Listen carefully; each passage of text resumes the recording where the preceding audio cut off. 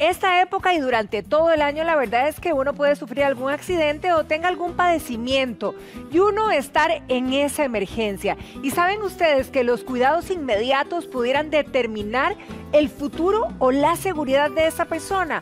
Por eso el doctor Espitaleta justamente está con nosotros para guiarnos en las diferentes situaciones o circunstancias de cómo actuar. Doctor, muy buenos días, un placer tenerlo aquí. Buenos días, ¿cómo estás, Patricia? Y quiero que usted sea el que nos diga, doctor, verdaderamente, ¿cuánto influencia, verdad, el hecho de lo que hagamos en ese momento? Claro, es importante. Los primeros minutos, y normalmente conocemos en medicina el argot de la hora de oro. Lo que se haga en la primera hora probablemente nos va a repercutir en mejorar el pronóstico del paciente. Entonces, definitivamente, el poder actuar tranquilamente y basados en las cosas que se pueden o no hacer en casa, nos va a ayudar a que nuestro familiar o persona que sufra un accidente o una enfermedad aguda mejore más rápidamente.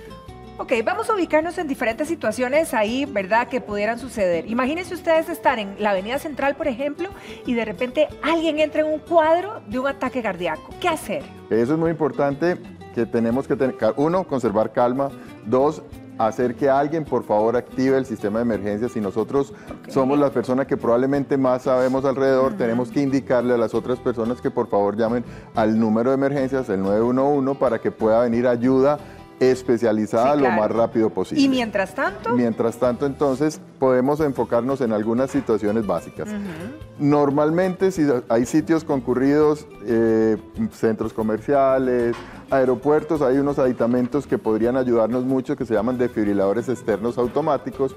En Costa Rica yo creo que estamos prontos a tener una ley acerca de los desfibriladores externos automáticos, porque estos aparatitos sí deberían estar en sitios de alta concurrencia. ¿Cuál es ese? Es este aparatito. ¿Qué hace eso? Básicamente lo que hace este aparato es que da una descarga eléctrica si el paciente ¿Eso es la como el de las medita. películas que se puede más o menos ilustrar, doctor? Claro, es exactamente igual que el de las películas, pero es para que lo use la comunidad no médica. Este aparatito, cualquiera de nosotros con un entrenamiento mínimo puede llevar a cabo. De hecho, este aditamento, con solo encenderlo, él normalmente va dando las instrucciones. Quite la ropa del pecho del paciente. Entonces usted va haciendo, quita la ropa. Abra el paquete y aplique las almohadillas sobre la piel descubierta del o paciente. sea, para principiantes, por Exactamente, supuesto. entonces aplique las almohadillas como se ven en las imágenes. tienen imágenes a ambos lados de cómo colocar las almohadillas. ¡Qué maravilla! Y aplique las almohadillas sobre la piel descubierta. Presiónela. No toque al paciente. Analizando el ritmo cardíaco. Él analiza el ritmo del corazón de nuestro paciente. No toque al paciente. Dice que no lo toquemos porque si lo tocamos podemos dar algo. Y él nos dice que una descarga está recomendada. Una sola. Una que sola. él mismo la va a activar. Él la carga pero no la realiza. Uno es el que define y él le dice con una alarma auditiva, con una alarma visual y nos repite: oprima la descarga ahora. Ahí la va a y en ese momento él dice la descarga administrada y en ese momento uno debería empezar RCP si el paciente estuvo en paro, y él indica la frecuencia a la cual más o menos usted tiene que estar dando las compresiones. O sea, además de esto, uno tiene que darle las Uno compresiones debería en el dar pecho. las compresiones en el pecho, Ok. y por eso se necesita un entrenamiento mínimo, claro. pero es un entrenamiento que se puede hacer en 3-4 horas por una persona que no tiene que ver nada en salud.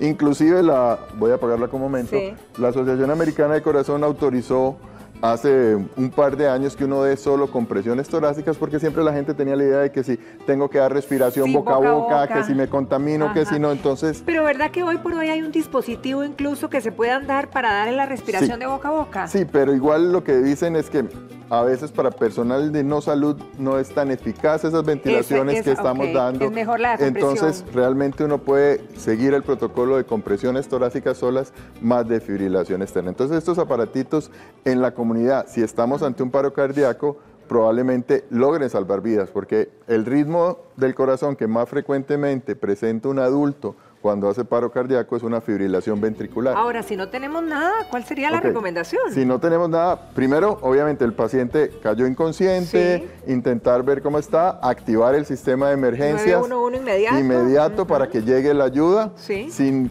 logramos reconocer si el paciente tiene datos o no datos de pulso, a veces para personal de no salud no es importante tanto el pulso, es más fijarse si vemos que tiene movimientos respiratorios o no, si tose, si se mueve, si tose, se mueve o tiene aumentos respiratorios, el paciente no está en paro. Ajá. Entonces, el paciente nada más alejamos a la gente, lo ponemos confortable, le podemos poner una almohadilla debajo de la cabeza en caso de que, para que no se golpee si está en el piso, y esperamos la ayuda. Si el paciente no tiene datos de que tenga actividad eléctrica, que no esté respirando, que no se esté moviendo, que no tosa, entonces el paciente probablemente está en paro, y ese paciente también se beneficia de compresiones torácicas solas. ¿Okay? Entonces las compresiones torácicas es algo que salva vidas. Pero las compresiones, digamos, tendríamos que saber cómo hacer una compresión. Básicamente, inclusive los técnicos de emergencias logran dar por teléfono indicaciones claras y precisas para uno dar compresión. Una compresión así facilita, es muy digamos, sencillo. ¿cómo es? Realmente las compresiones torácicas son un método muy sencillo. Ajá. Uno nada más traza una línea imaginaria ¿En el pecho? entre los pezones y una línea imaginaria justo en la mitad del tórax. Okay. Donde se cruzan esas dos líneas, usted va a poner el talón de una mano, Ajá. la otra mano la coloca justo encima, los codos extendidos, siempre los codos extendidos, y los hombros deben estar sobre su muñeca para que la mano esté completamente recta, y básicamente hay que dejar descargar el peso de uno. Ahora, ¿cuánto peligro hay ahí de romper una costilla o algo? O sea, digo, o la compresión tiene que ser full sin preocuparme La compresión debe ser full sin preocuparse. ¿Y contando con algún ritmo o Sí, básicamente? Este normalmente se la cuenta si lo tiene, si no lo tiene, la idea es dar 100 compresiones por minuto. 100, o sea, es darle. Sí. O sea, y la profundidad, uno la tiene que calcular. Lo que recomiendan es 3 a 5 centímetros. 5 centímetros es ideal. Es agotador, por eso normalmente cuando se hace en los hospitales, uno ocupa que hayan varias personas para ir turnándose y cada rotando. que uno termina, exactamente, porque es bien importante, sí, es cierto. es bien importante que mantengamos la profundidad y la frecuencia para poder ayudarle a ese paciente. Ok, ¿qué pasa, por ejemplo, con bueno, ahora hay festivales igual, usted hablaba de los centros comerciales, un concierto, cualquiera de estas actividades donde hay mucha aglomeración de personas y de repente alguien se desvanece. Lo primero que uno se le ocurre es presión, azúcar, qué sé yo, ¿qué hacer? Hay dos posibilidades, esas son probablemente las que todos pensamos, que se le bajó la presión arterial o que se bajó el azúcar. Okay. Lo más importante es que si la persona está inconsciente, no intentemos darle nada a comer. Meterle algo, sí, porque si le metemos algo a comer, lo que vamos a obtener más bien es que lo que le estamos intentando dar a comer se vaya por el sitio por donde no tenga que ir, exacto, y produzcamos un atragantamiento. Entonces, si pensamos que es la presión arterial lo que se bajó, lo más prudente es colocar a la persona con cuidado en el piso y probablemente levantarle unos 40, 50 centímetros las piernas. Podemos buscar algo donde le podamos colocar las piernas. Subir las piernas, ok. Y mantenerla en esa posición hasta que se recupere. Normalmente con porque eso... la sangre se va a devolver a la cabeza, ¿esa es la idea o más se o va menos? a devolver un poco al tórax y el corazón logre bombear más sangre, porque normalmente en las piernas mantenemos un volumen que no circula de sangre, entonces estamos intentando mejorar un poco el retorno venoso. Pero la idea es dejarla donde cayó y nada más subirle las piernas, no tratar de trasladarla. No la movamos porque no sabemos si cuando se cayó tuvo algún golpe importante, entonces normalmente, excepto que la persona esté en un sitio que sea muy riesgoso para él mismo, o sea, si se cayó en la mitad de la autopista, van a majar en cualquier momento, la intentamos mover un poco, pero si no es necesario, la mantenemos en el sitio. Ok, por cierto, en ese caso, por ejemplo, que nos sucediera algo así, que hay que moverla, o en cualquier accidente que tenga alguna persona, ¿cuál es la manera correcta de trasladar al paciente a un centro hospitalario? Bueno, la manera de moverla es, ojalá entre varias personas. A veces intentamos una sola persona mover y podemos causar más trauma. Obviamente aflojamos todas las ropas, que la persona vaya cómoda, lo ponemos en una posición, si pudiera ir en una posición que llamamos nosotros de seguridad. ¿Cuál es? La posición de seguridad normalmente es que ponemos al paciente casi que de lado. ¿Esa es la más segura? ¿Por qué? Porque si el paciente está inconsciente y por casualidad presenta un vómito, no va a tener la defensa de proteger su vía aérea. Entonces, de esta manera hacemos que si el paciente vomita, logre expulsarlo y no vaya a tener otro problema asociado. Si lo acomodamos, digamos, en la parte de atrás de un carro, ojalá acomodarlo de ladito. Exactamente. Y llevarlo lo más rápidamente posible. Hay cosas que son importantes. A veces intentamos hacer en casa y intentar, por ejemplo, con los asmáticos a veces se da eso. Bueno, justo iba, porque no solamente asmáticos, bueno, sí, asmáticos, que de repente tengan un cuadro de ahogo, ¿qué es lo que hay que hacer? Normalmente los pacientes asmáticos se conocen muy bien y tienen medicamentos inhalados para las crisis, pero lo que sí es importante es no perpetuar ese tratamiento en casa. O sea, si ya se hizo 3 o 4 puff o se hizo nebulizaciones, que se pueden hacer nebulizaciones porque ellos saben cómo hacerlas, y no hay una mejoría rápida, lo mejor es trasladarlo, porque ya no va a resolverse solo con medicamentos inhalados, sino que probablemente va a requerir medicamentos intravenosos. ¿Qué pasa, por ejemplo, si ese ahogo no es de un asmático, es de una persona que no tiene asma y que de repente puede ser, no sé, por una alergia o algo, y se esté ahogando? Normalmente, y eso es parte de lo que debemos tener a futuro, no tenemos nosotros en Costa Rica un aditamento que se utiliza en algunos otros países que se llama el lápiz de epinefrina, el EpiPen. Este lápiz de epinefrina lo que hace es que para los pacientes que son alérgicos severos, ellos lo cargan y se pueden poner de manera subcutánea, es como un marcador que usted se aplica, inclusive se puede aplicar sobre la ropa, en el muslo, y con eso como se inyectan los diabéticos, como digamos. se inyectaran los diabéticos, y normalmente mejora el cuadro.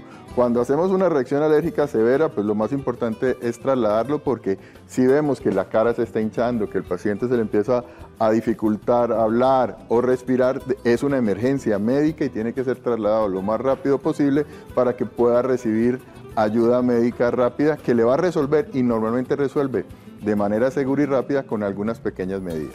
Ahora, por ejemplo, si hubo un incendio, ¿verdad? Si Dios quiera que no estemos en una situación así, pero la casa de un vecino, una finca o un matorral ahí que se está quemando y que uno ha absorbido demasiado humo y, ¿verdad? ¿Cuál es el paso a seguir ahí? Básicamente lo primero es tal vez protegerse del humo. Si estamos en una habitación donde al final ya no podemos evacuar, intentar colocar o paños o manteles húmedos debajo de la puerta para evitar que el humo, y siempre estar lo más pegado al piso posible, lo más agachado nosotros, porque el humo por densidad tiende a estar más arriba y eso nos va a permitir poder por lo menos desplazarnos y evacuarnos.